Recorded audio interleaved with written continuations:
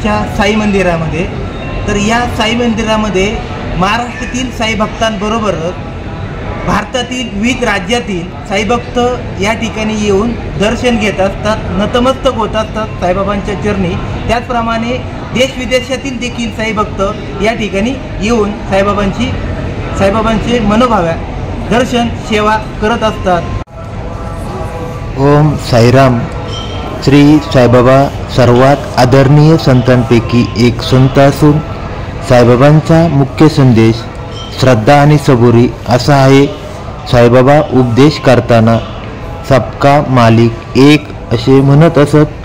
साईबाबांनी भक्तांमध्ये मानवतेचे प्रेम जागृत केले। साईबाबा गरीब दुर्बलांवर प्राण्यांवर प्रेम करायचे, तसेच संकटात व अडचणीत मदत करायचे। साईबाबांचे आशीर्वादाने नागपूरचे श्री गोपाळराव बुट्टी यांनी मंदिराची इमारत बांधली की ज्याला बुट्टीवाडा असेही म्हणतात। आज यामध्ये साईबाबांची पूर्ण आकाराची मूर्ती व पवित्र अशी समाधी आहे। येथे अभिषेक, पूजा, 4 दैनिक आरत्या नित्यनेमाने होत असतात। द्वारकामाईमध्ये बाबांचे 60 वर्षांहून अधिक काळ निवासस्थान होते।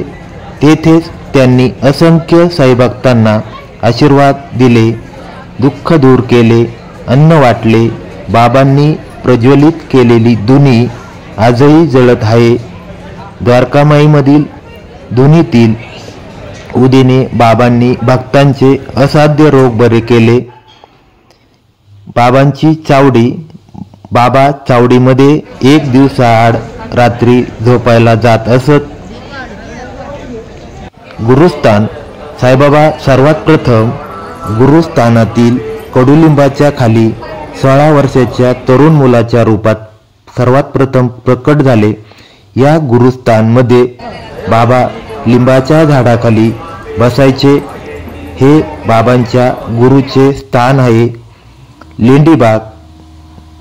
बाबा लेंडीबागेत स्वतः झाडे लावत असत। त्यांना बागेतील विहिरीतून अर्थात शिवडीतून पाणी घालत असत। याच लेंडीबागेमध्ये बाबा दररोज फिरायला येत असत। बागेत नंदादीप प्रज्वलित करत असत। तेथेच एक छोटेसे दत्त मंदिर देखील आहे आणि बाबांचा प्रिय घोडा श्याम सुंदरची देखील समाधी याच लेंडीबागेत आहे। बाबांच्या काळातील भाऊ महाराज कुंभार, तात्या पाटील कोते, हाजी अब्दुल बाबा, नानावली, पद्मनाथ अय्यर यासारख्या बाबांच्या जवळच्या भक्तांची समाधी देखील याच साईबाबा मंदिर परिसरात आहे। साईबाबा मंदिर परिसरातच महादेव मंदिर, शनी मंदिर, श्री गणेश मंदिर परिसरातील संकुलाचे पावित्र्य समृद्ध करत असतात।